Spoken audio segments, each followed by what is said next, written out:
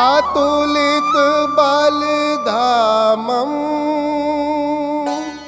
हे मुशैलाब्देहं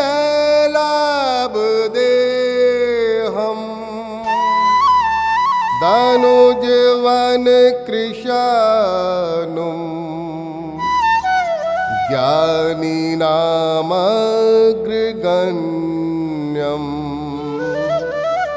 सकल गुण निधानम् वानराणामधीशम्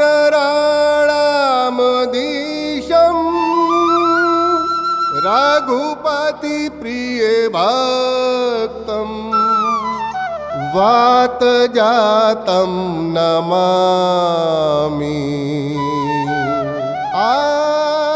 बालाजी, हनुमान जी, पवन पुत्र और न जाने कितने नाम हैं अंजनी पुत्र के। हमारे देश में कई देवी देवताओं की पूजा आराधना की जाती है, लेकिन हमारी संस्कृति में जो स्थान श्री बालाजी का है वो किसी और देवी देवता का नहीं। हमारे देश की जनता श्री बालाजी को गांव देवता या जन देवता के रूप में मानती है और बड़े भक्ति भाव से संकट मोचन राम भक्त हनुमान की पूजा आराधना करती है।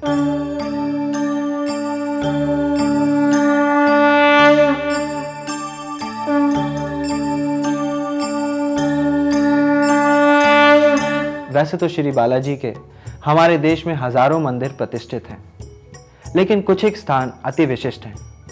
उन्हीं स्थानों में से एक स्थान राजस्थान में जयपुर बीकानेर मार्ग स्थित सीकर के पास सालासर गांव में मौजूद है।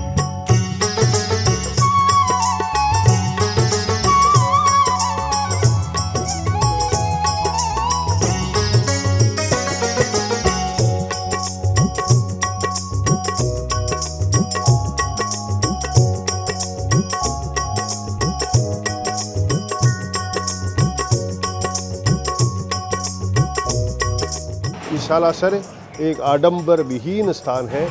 यहाँ न भविष्यवाणियाँ होती हैं, न किसी में छाया आती है, न किसी को आशीर्वाद वगैरह दे करके बरगलाया जाता है। यहाँ तो सात्विक वातावरण है। यात्री और भगवान का सीधा संबंध है, जो भगवान का दर्शन करने के लिए आते हैं, दर्शन करके वापस चले जाते हैं। हनुमान जी के इस सिद्धपीठ की विशेष मान्यता है।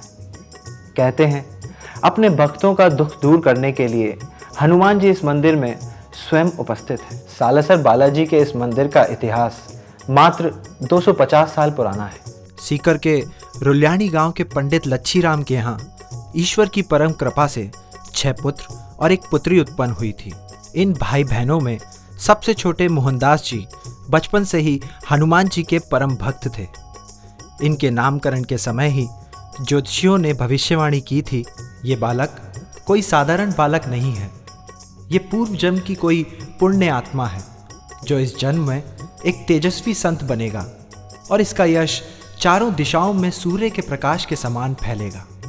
मोहनदास जी की इकलौती बहन कान्ही बाई का विवाह बड़ी धूमधाम के साथ सालासर गांव के पंडित सुखराम जी से संपन्न हुआ था। शादी के कुछ समय पश्चात ही कान्ही देवी को पुत्र रत्न की प्राप्ति हुई।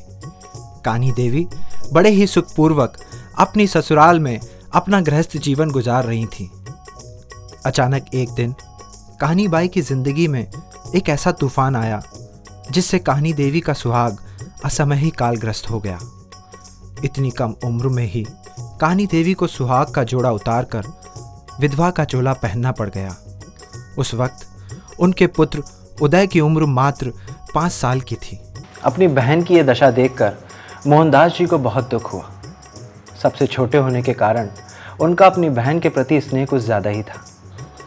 अपनी बहन का दुख वो सहन ना कर सके तो उन्होंने अपने भाइयों से कहा कि हमारी बहन इस समय बड़ी मुसीबत में है। उसके घर बार व खेत खलियान की व्यवस्था देखने के लिए कोई नहीं है। बालक उदय भी अभी छोटा है, उसे इस वक्त हमारे सहारे की ज़रूरत है। हम में से किसी एक को उसकी सहायता के लिए उसके पास जाकर रहना चाहिए। हम बाल बच्चे वाले हैं और उम्र में कान्ही से बड़े, हम तो उसके घर का अन्न जल ग्रहण नहीं कर सकते। अब तुम ही बताओ, भला हम उनके साथ कैसे रह सकते हैं? ठीक है, जैसी आप लोगों की इच्छा। आपकी मजबूरी है, आप कान्ही भाई के साथ नहीं रह सकते, मगर मैं अपनी बहन का ऐसी विपदा की घड़ी में साथ नहीं छोड़ सकता। मैं आज ही उसके साथ सालासर जा रहा हूँ। इस प्रकार मोहनदास जी अपने जन्म स्थान रुल्याणी से विदा होकर अपनी बहन के साथ हमेशा हमेशा के लिए सालासर आ पहुँचे और अपनी बहन के ही घर में रहने लगे। अपनी बहन के खेत खलियान का काम मोहनदास जी ने अपने हाथों में ले लिया और खेतों में जी तोड़ मेहनत करने लगे। उनकी रात दिन की मेहनत रंग लाई और कुछ ही समय में बंजर पड़ी धरती सोना उगलने लगी। अपने छोटे भाई की छत्र छाया में कान्ही देवी की जिंदगी एक बार फिर से सुखपूर्वक गुजरने लगी। वक्त गुजरता गया और देखते ही देखते मोहनदास जी विवाह की उम्र में आ पहुंचे। भाई मोहन, तुम्हारी उम्र विवाह के लायक हो गई है। मैं तुम्हारे लिए कोई अच्छी सी लड़की देखकर। नहीं बहन, मैं विवाह नहीं करूंगा। हाँ, उदयराम के लिए कोई अच्छी सी कन्या देखकर उसका विवाह करा देते हैं।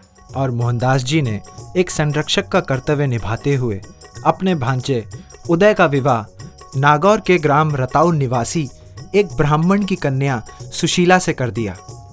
सुंदर व सर्वगुण संपन्न नववधू का कान्ही देवी के घर पर आगमन हुआ। उनके घर पर मंगलाचार होने लगे और लक्ष्मी उन पर प्रसन्न हुई।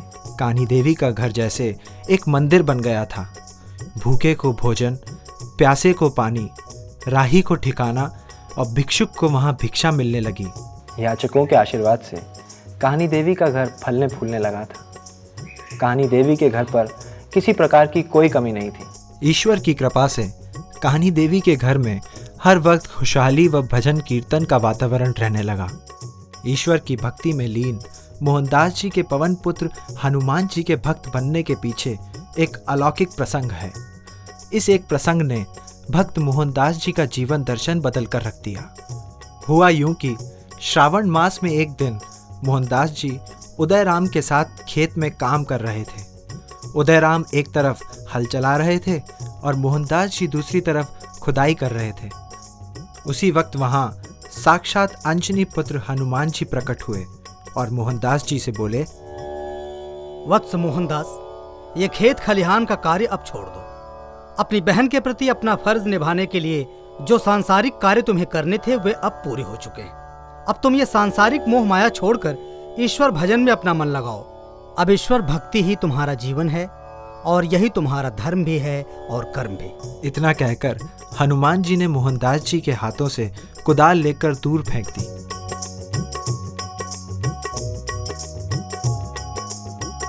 नहीं भगवान, मैं अभी से भला कैसे सांसारिक कार्यों को त्याग सकता हूं। अभी तो मुझे अपने भांजे को और समृद्ध बनाना है और ईश्वर की भक्ति तो मैं अब भी कर ही रहा हूं। आपने मुझे दर्शन देकर मुझे कृतार्थ किया है, इसके लिए आपका बहुत बहुत धन्यवाद। अब आप जाइए और मुझे अपना कर्तव्य पूरा करने दीजिए। और फिर मोहनदास जी अपनी कुदाल वापस उठाकर ले आए। वत्स, मेरी बात मान जाओ। तुम्हारा जन्म मेहनत मजदूरी करने के लिए नहीं, बल्कि आध्यात्म की राह पर चलकर जन कल्याण करने के लिए हुआ है। उधर उदयराम जी खड़े खड़े इस दृश्य को देखकर विस्मय में डूबे जा रहे थे, क्योंकि उन्हें हनुमान जी नजर नहीं आ रहे थे। उन्हें सिर्फ नजर आ रहे थे बार बार कुदाल फेंकते और उसे वापस उठाकर लाते हुए मोहनदास जी। उन्हें मोहनदास जी की ये हरकत जब समझ में नहीं आई तो वो मोहनदास जी के पास आए और पूछने लगे, मामा जी, लगता है आज आपका चित्त कुछ ठीक नहीं है। आप काम छोड़कर घर चलिए और आराम कीजिए। नहीं बेटा, मैं एकदम ठीक हूँ, मुझे कुछ नहीं हुआ है। अगर कुछ नहीं हुआ है तो आप कुदाल को बार बार फेंक कर वापस उठाकर ला रहे हैं। ये क्या कोई खेल खेल रहे हैं? नहीं बेटा, कुदाल मैं नहीं फेंक रहा हूँ, वो तो हनुमान जी मेरे पीछे पड़े हैं, सो वही बार बार फेंक रहे हैं। मैं तो सिर्फ उठाकर ला रहा हूँ। हनुमान जी, मुझे तो कहीं नजर नहीं आ रहे। अब ये तो मुझे नहीं पता, पर सत्य यही है जो मैं तुमसे कह रहा हूँ। मोहनदास जी की बात सुनकर उदयभान को लगा कि उसके मामा का दिमाग चल गया है और उनका काम में दिल नहीं लग रहा। वो जिद करके अपने मामा को घर ले गया और पूरा वृतांत अपनी माँ कान्ही देवी को कह सुनाया। पूरी बात सुनने के पश्चात कान्ही देवी ने अपने मन में सोचा, मेरे भाई ने अपना फर्ज निभाते हुए अपना तन मन धन सब कुछ मेरे हवाले कर दिया। मैं ही अपना फर्ज भूल गई हूँ। मुझे भी तो अपने भाई के बारे में सोचना चाहिए। ये विचार मन में आते ही कान्ही देवी ने एक दिन मोहनदास जी का चित्त प्रसन्न देखकर उनसे कहा, भाई मोहन, तुमने तो अपना कर्तव्य निभा लिया। अब समय आ गया है कि मैं भी एक बड़ी बहन का कर्तव्य पूरा करूं। कैसा कर्तव्य बहना? मोहन, मैं तुम्हारा विवाह कराना चाहती हूँ, तुम्हारा घर बसाना चाहती हूँ। मेरा घर तो उसी दिन बस गया था जब मेरे भांजे उदय की गृहस्थी बन गई थी। ये ज्ञान ध्यान की बातें तुम अपने पास ही रखो। मैं इतना जानती हूँ कि मुझे तुम्हारा विवाह कराना है और इसके लिए मैंने लड़की भी पसंद कर ली है। आपने मेरे बारे में इतना सोचा, मेरी इतनी चिंता की, ये मेरा सौभाग्य है। परंतु आप मुझ पर शादी के लिए दबाव ना डालें। मुझे पता है कि मेरे जीवन में विवाह का कोई स्थान नहीं है। मैंने कहा ना, मुझे कुछ नहीं सुनना। मैंने तुम्हारी सगाई तय कर दी है और कल नाई उसका नेग लेकर जा रहा है। आप नाहक जिद कर रही हैं। ये रिश्ता नहीं होगा, आप देख लेना। जिस कन्या से आपने मेरा रिश्ता तय किया है, कल उसका शरीर पूरा हो जाएगा। मोहनदास जी के इतना कहने पर भी कान्ही देवी पर कोई असर नहीं हुआ। कान्ही देवी ने अगले दिन नाई को नेकचार का सामान लेकर भेजा तो पाया कि कन्या का शरीर वास्तव में पूरा हो चुका है। इस प्रकरण के बाद कान्ही देवी ने कभी भी मोहनदास जी पर विवाह के लिए दबाव नहीं डाला। मोहनदास जी ने उसके बाद ब्रह्मचर्य व्रत का प्रण लिया और पूरी निष्ठा के साथ हनुमान जी महाराज की भक्ति में लग गए। भाई की भक्ति भावना का असर कान्ही देवी पर इतना हुआ कि वो भी अपने भाई की देखा देखी ईश्वर आराधना में लग गईं। एक दिन कान्ही देवी मोहनदास जी व अपने पुत्र उदय को भोजन करा रही थी कि एक साधु उनके दरवाजे पर आ पहुंचे। भिक्षान्न देहि, आई महाराज। भिक्षान्न देहि। बच्चों को खाना खिलाकर आई महाराज। कान्ही देवी उदय जी और मोहनदास जी को खाना खिलाने में इतनी व्यस्त थी कि उन्हें साधु का ख्याल ही नहीं रहा। और जब कान्ही देवी को साधु का ख्याल आया और कान्ही देवी भिक्षा लेकर बाहर आई तो साधु महाराज जा चुके थे।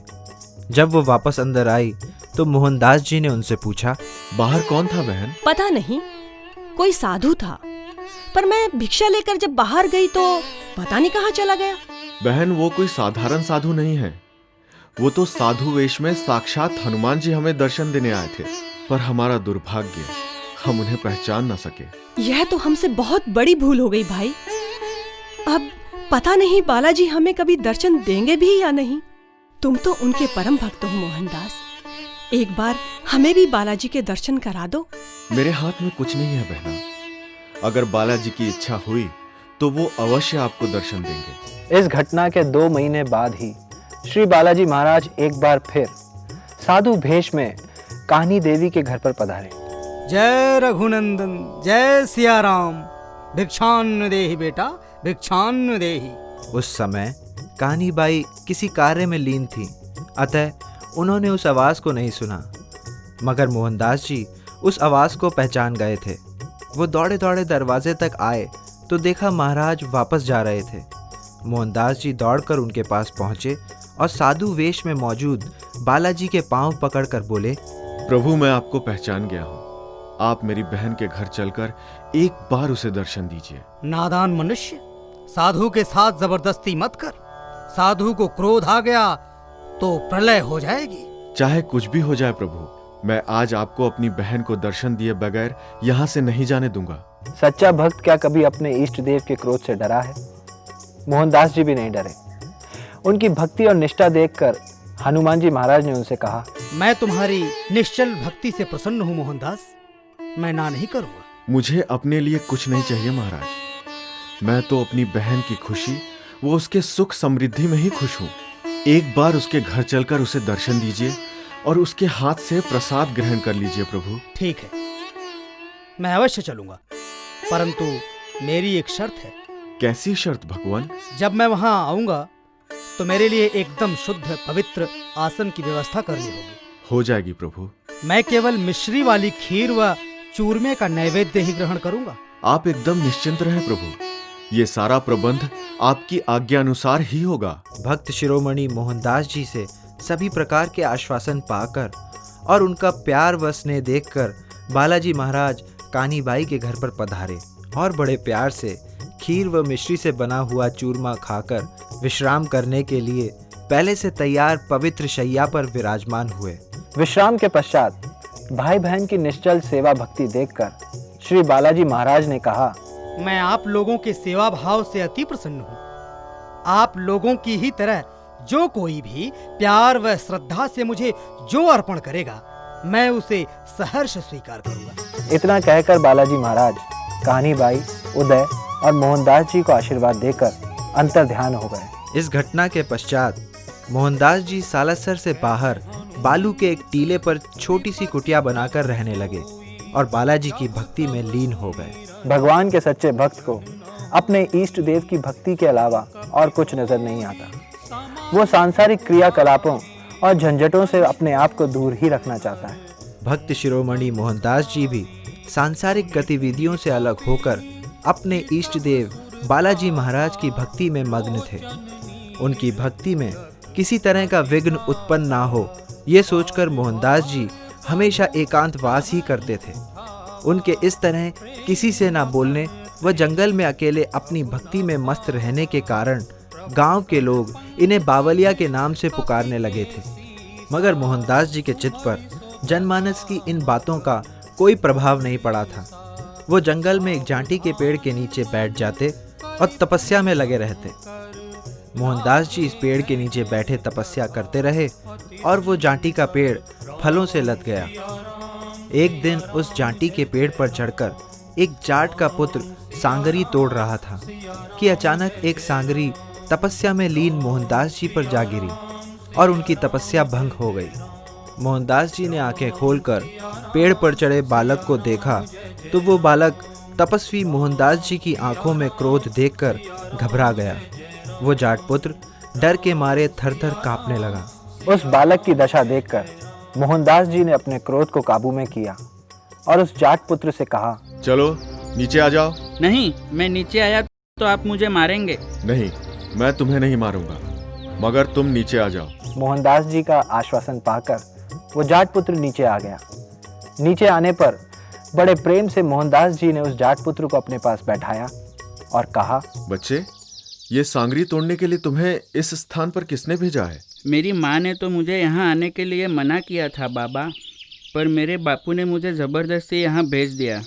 मैंने उनसे कहा भी था कि इस पेड़ के नीचे आप तपस्या करते हैं। तब भी उसने तुम्हें यहाँ आने दिया? हाँ बाबा, बापू कहने लगा कि आप जैसे बावलिया महाराज से डरने की भला क्या ज़रूरत है। बिल्कुल सही कहा था तेरे बापू ने। अब तू उसे जाकर एक बात समझा देना कि अगर उसने इस सांगरियों का साग खाने की कोशिश की तो उसका जीवन समाप्त हो जाएगा। मोहनदास जी की बात सुनकर वो जाट पुत्र वहां से चला गया। जनश्रुति के अनुसार उस जाट ने भक्त शिरोमणि की बात को नजरअंदाज किया और उन सांगरियों का साग खा लिया और कुछ ही देर में भगवान को प्यारा हो गया। लोगों का मानना है कि ब्रह्मचारी भक्त मोहनदास जी के साथ निर्जन स्थान में हनुमान जी महाराज स्वयं बाल क्रीड़ाएं करते थे। एक बार मोहनदास जी के शरीर पर मल्ल युद्ध के निशान देखकर उनके भांजे उदयभान ने उनसे उन निशानों के बारे में पूछा। मामा, आपके शरीर पे चोटें कैसे लगी?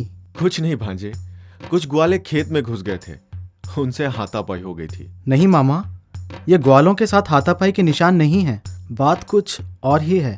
बात कुछ नहीं है, सिर्फ तुम्हारा वहम है। उदयभान की अपने मामा की बातों से तसल्ली नहीं हुई। तब उसने खोजियों से इस बात का पता लगाने को कहा। तब खोजियों ने छानबीन की तो उनको जंगल में बड़े बड़े पांव के निशान नजर आए। पद चिन्ह अन्वेषकों ने जब उन पांव के निशानों को देखा तो बताया कि ये पद चिन्ह किसी इंसान के ना होकर देवता या राक्षस के थे। इस घटना के पश्चात भक्त शिरोमणि मोहनदास जी के प्रति लोगों की श्रद्धा व विश्वास बढ़ गया था। उस जमाने में सालासर गांव बीकानेर राज्य के अधीन था। उस समय गांवों का शासन ठाकुरों के हाथों में था। उन दिनों गांवों में डाकुओं का बड़ा अत्याचार था। एक बार एक डाकू की हरकतों से तंग आकर उसका समाधान ढूंढने के इरादे से ठाकुर धीरज सिंह और सालम सिंह भक्त शिरोमणि श्री मोहनदास जी की कुटिया में आए और बोले, महाराज, हम बड़ी मुसीबत में हैं। डाकुओं ने गांव में आतंक मचा रखा है। हमारे पास उनका मुकाबला करने के लिए ना तो पर्याप्त हथियार हैं और ना ही सेना। अब तो आपका ही सहारा है। आप ही कोई रास्ता दिखाइए महाराज। चिंता मत करो, हनुमान जी सब भला करेंगे। कुछ उपाय बताइए महाराज। बालाजी का नाम लेकर दुश्मन की लाल झंडी उड़ा दो, उनकी ध्वजा का पतन, उनकी हार होगी। हम ऐसा ही करेंगे महाराज। एक बात का ध्यान रखना, ये काम डाकुओं के गांव में प्रवेश करने से पहले ही करना होगा। जैसी आपकी आज्ञा महाराज। मोहनदास जी से अपनी समस्या का समाधान पाकर ठाकुर वहां से चले गए और भक्त शिरोमणि के आज्ञा अनुसार डाकुओं के आगमन से पहले उन्होंने उनकी ध्वजा उड़ा दी।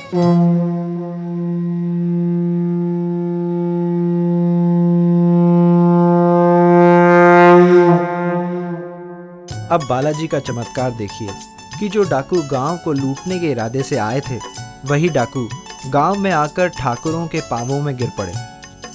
बालाजी का ये चमत्कार देखकर ठाकुर सालम सिंह की मोहनदास जी व बालाजी महाराज में अटूट श्रद्धा हो गई और उन्होंने गांव सालासर में बालाजी का मंदिर बनवाने का निश्चय किया और बाद में इस मंदिर का निर्माण कराया। सालासर में बने बालाजी के इस मंदिर की दास्तान बड़ी अनोखी है। करीब 250 साल पहले की बात है। एक दिन सुबह सूर्योदय के समय एक घटाला गोत्र का जाट किसान अपने खेत में हल चला रहा था। हल जोतते वक्त अचानक हल की फाल किसी चीज से टकराई तो उस किसान ने खोद कर देखा। खुदाई करने पर उसे पत्थर की एक मूर्ति मिली। उस किसान ने अपने काम की लगन के चलते उस वक्त उस मूर्ति की तरफ खास ध्यान नहीं दिया और उसे एक तरफ ऐसे ही रख दिया। कुछ देर के बाद ही उस किसान के पेट में भयंकर पीड़ा शुरू हो गई। दोपहर तक भी उसकी पीड़ा ठीक नहीं हो पाई। दोपहर में जब उसकी पत्नी खाना लेकर वहां आई तो किसान ने अपनी पीड़ा को लेकर सुबह वाली घटना उसे बताई। उस किसान की पत्नी उससे कई ज़्यादा समझदार थी, अतः अपने पति से उस मूर्ति के बारे में सुनने के बाद उस मूर्ति के पास गई और उस कृष्माई पाषाण शिला को अपने आंचल से साफ किया। मूर्ति साफ होने के बाद उसमें उसे राम लक्ष्मण को अपने कंधे पर बिठाए मारुति नंदन बजरंग बली के दिव्य दर्शन हुए। दर्शनोपरांत किसान की पत्नी ने उस प्रतिमा को एक वृक्ष की जड़ पर स्थापित किया और पूरी श्रद्धा के साथ बाजरे का भोग लगाकर ध्यानस्थ होकर अपने पति के स्वास्थ्य की कामना की। उसकी भक्ति भावना से बालाजी प्रसन्न हुए और कुछ ही क्षणों में उसके पति की उदर पीड़ा शांत हो गई। बालाजी का ये चमत्कार देखकर किसान दंपत्ति ने श्रद्धापूर्वक उस मूर्ति के समक्ष शीश नवाया और किसान फिर से हल जोतने में लग गया। किसान की पत्नी ने बालाजी महाराज के इस चमत्कार की चर्चा गांव में जाकर लोगों से की। धीरे धीरे ये बात आसोटा के ठाकुर के कानों तक जा पहुंची। बालाजी महाराज की चमत्कारिक व अद्भुत मूर्ति के दर्शनों की लालसा ठाकुर के दिल में उत्पन्न हुई तो ठाकुर साहब खेत में जा पहुंचे। वहां पहुंचकर ठाकुर साहब ने न सिर्फ मारुति नंदन के दर्शन किए बल्कि ठाकुर साहब बालाजी की उस मूर्ति को अपने साथ महल में ले आए। रात में ठाकुर साहब की सुप्त अवस्था में बजरंग बली ने उन्हें दृष्टांत दिया और उस प्रतिमा को सालासर पहुंचाने की आज्ञा दी। उसी रात भक्त शिरोमणि मोहनदास जी को भी स्वप्न में बालाजी ने दर्शन दिए और कहा, मैंने तुम्हें वचन दिया था कि सालासर गांव में आकर रहूंगा और लोगों के दुख दूर करूंगा। सो मैं अपने उस वचन को निभाने के लिए स्वयं काले पत्थर की प्रतिमा के रूप में आसोटा से चलकर आ रहा हूं। तुम उस प्रतिमा को ठाकुर सालम सिंह की उपस्थिति में टीले पर स्थापित करवा देना।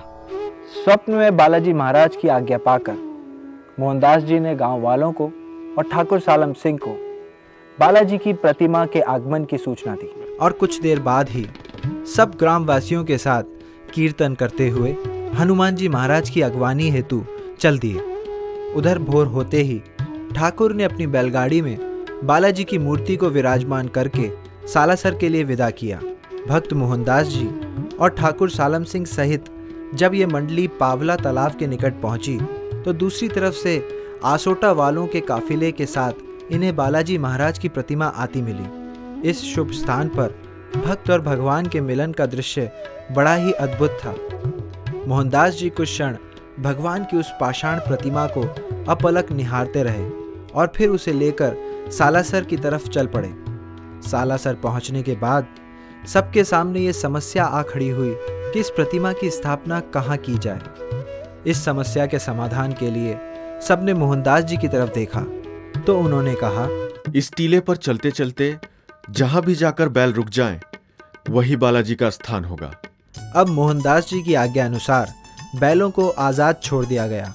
कुछ समय बाद चलते हुए बैल एक स्थान पर रुक गए। इस स्थान को शुभ मानकर वहां बालाजी की प्रतिमा की स्थापना कर दी गई। ये शुभ दिन था सन 1754 का संवत 1811 श्रावण मास की शुक्ल नौमी व वार शनिवार। जब यहाँ प्रतिमा की स्थापना हो रही थी तो पास के जूलियासर के ठाकुर जोरावर सिंह बालाजी के दर्शनार्थ वहां आ पहुंचे। इनकी पीठ में कई सालों से दर्द था, जिससे वो बड़े ही कष्ट में थे। लोगों का कहना है कि बालाजी महाराज के प्रथम दर्शनोपरांत घर पहुंचने पर उनका दर्द खत्म हो गया। घर पहुंचने पर जब उन्हें अपने दर्द के ठीक होने का पता चला तो ये स्नान आदि से निवृत्त होकर उल्टे पांव ही सालासर लौट आए और पूजा सामग्री मंगाकर श्रद्धा व भक्ति पूर्वक भगवान श्री बालाजी महाराज की पूजा अर्चना की। यही नहीं, उसी वक्त एक छोटे मंदिर का भी काम उन्होंने आरंभ करवा दिया।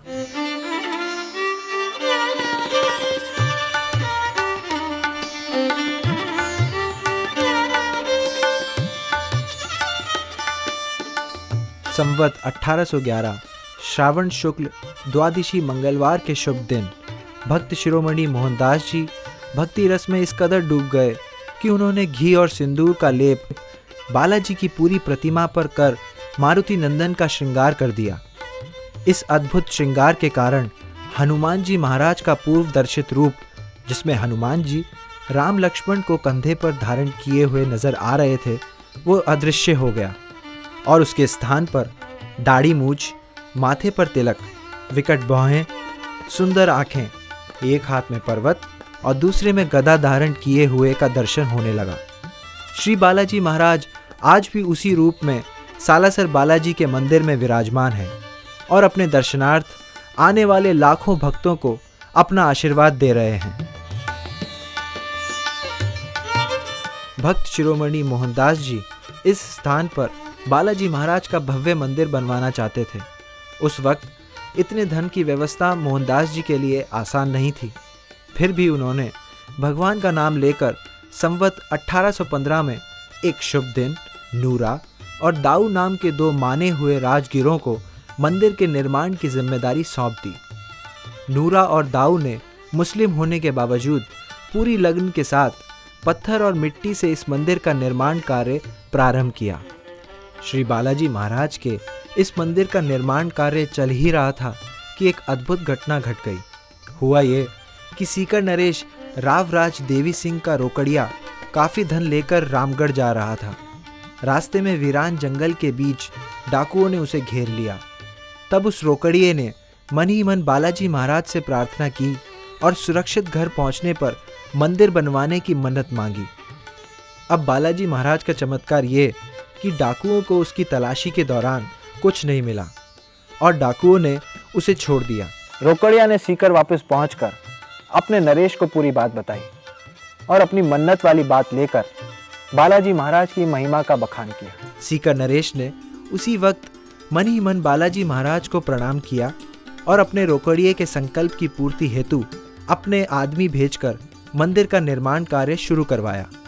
उसके पश्चात आहिस्ता आहिस्ता मंदिर निर्माण का कार्य प्रगति की ओर अग्रसर होता रहा।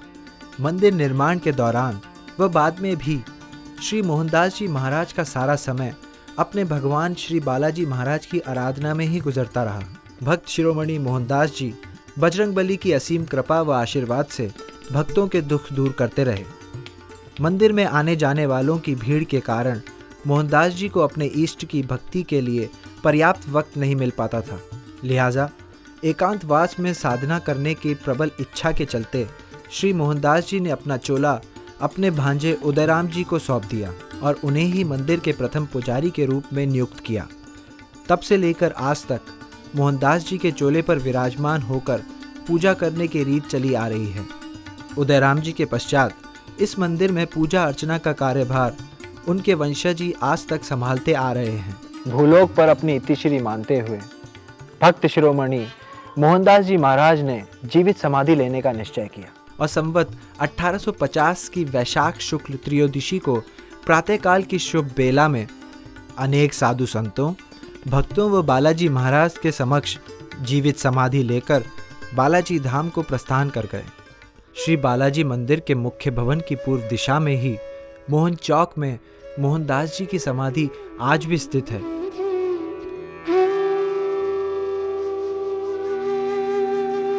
इन्हीं से लगा हुआ कान्हीबाई का स्मारक है। यहाँ आने वाले भक्त श्रद्धालु दोनों बहन भाइयों के चरण चिन्हों पर शीश नवाकर वंदना करते हैं और पुष्पांजलि अर्पित करके इनका आशीर्वाद ग्रहण करते हैं।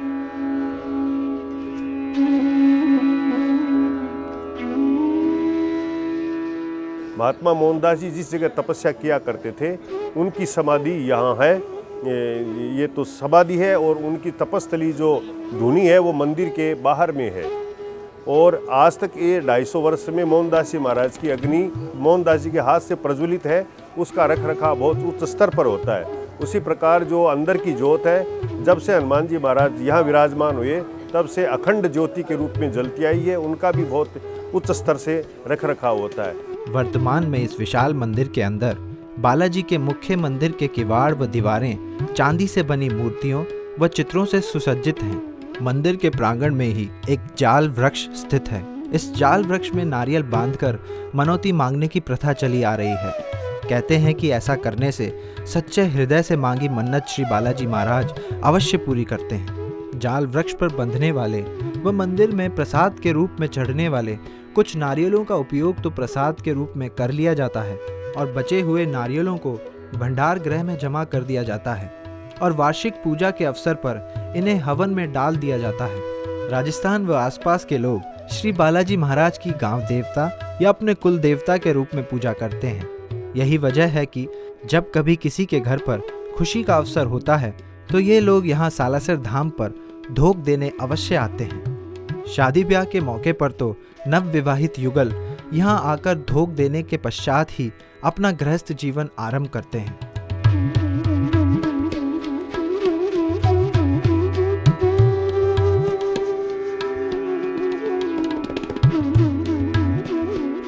श्री बालाजी महाराज के भक्त यहाँ अपनी मनौती लेकर आते हैं और सवा मणि का प्रसाद बोलकर जाते हैं और जब इनकी मनौती पूरी हो जाती है तो ये भक्त सवा मणि का प्रसाद चढ़ाकर जाते हैं। ये प्रसाद मंदिर के प्रांगण में ही कारखाने में मशीनों द्वारा तैयार किया जाता है।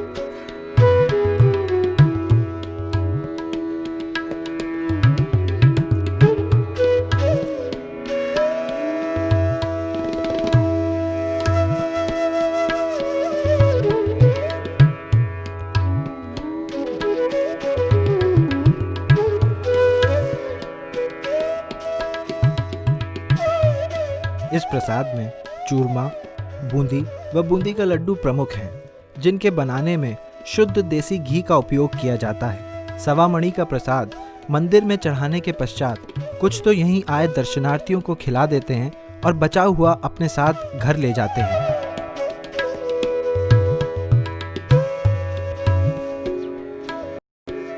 मंदिर के प्रांगण में ही कई वर्षों से अखंड सुंदरकांड का पाठ व रामधुन का जाप किया जा रहा है।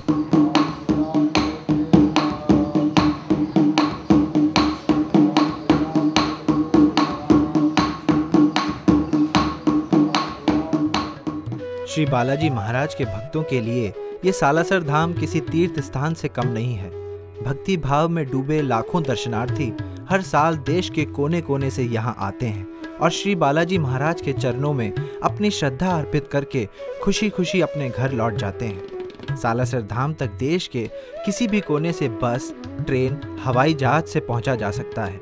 राजस्थान की राजधानी जयपुर तक किसी भी साधन द्वारा पहुंचने के बाद बस या टैक्सी द्वारा सीकर होकर आराम से सालासर तक पहुंचा जा सकता है।